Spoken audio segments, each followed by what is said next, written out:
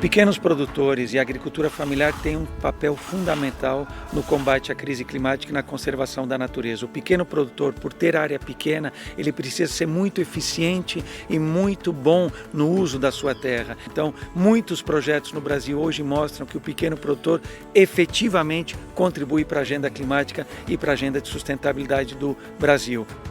Esses mais de 6 milhões de propriedades agrícolas que a gente tem no Brasil, a gente sabe que a maior parte delas são de pequenos e microprodutores. Então a gente tem uma importância para a economia do Brasil e a gente tem que olhar não só do ponto de vista de economia, mas também do ponto de vista social, que são essas pessoas que estão no campo fazendo agricultura e pecuária.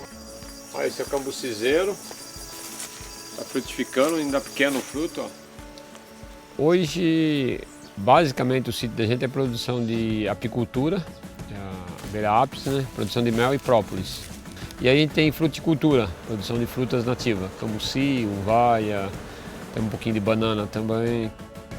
Pensando em cada vez mais diversificar isso, ter mais diversidade, vamos dizer, na produção, não ficar amarrado num produto só. Na média, 70% de tudo que é consumido de alimentos dentro do Brasil, aí entram ovos, frango, peixe, carne, leite, é produzido pela pequena agricultura. Então a pequena agricultura é fundamental para a segurança alimentar do nosso país. Hoje, uma pequena propriedade que está no bioma Amazônia, por exemplo, que tem que preservar 80%, sobra muito pouco para ele fazer a produção. Então a gente precisa buscar mecanismos que façam com que os pequenos também preservem essas áreas, mas que consigam se manter na produção. Então a gente precisa viabilizar economicamente a preservação e a produção também das pequenas propriedades.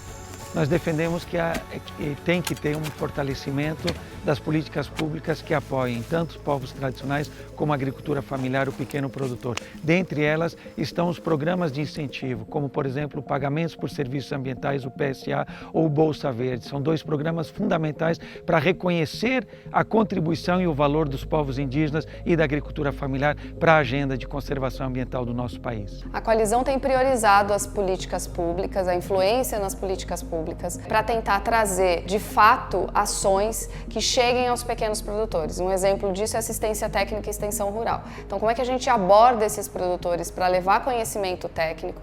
Tem um trabalho educacional no campo para conseguir trazer esse produtor, tanto por uma produtividade lucrativa, quanto por uma preservação ideal para o país. A assistência técnica é fundamental, né? Porque novas tecnologias vêm através do quê? Dessa assistência, busca, é fundamental. Vamos dizer assim, recuperar o solo, já deu início à recuperação do solo. O que mais pega para a gente que hoje é recurso, porque novas tecnologias para você implantar num sistema, você tem que ter recurso, senão você não implanta. Você precisa de crédito, de acesso a crédito, e isso é uma das dificuldades nossas, né, como pequeno produtor rural. O pequeno produtor que tem assistência técnica, por exemplo, mas não tem recursos para fazer essa transição, ele não consegue fazer essa transição para uma agricultura de baixo carbono ou uma agricultura mais sustentável. Então, linhas de financiamento mais acessíveis, menos burocráticas, mais facilitadas para o pequeno agricultor vão ajudar a acelerar essa transição. Porque, como eu falei, o volume de pequenos produtores é imenso. Então, políticas públicas direcionadas a apoiar o pequeno produtor farão toda a diferença para avançar na economia verde e na produção sustentável de alimentos no Brasil.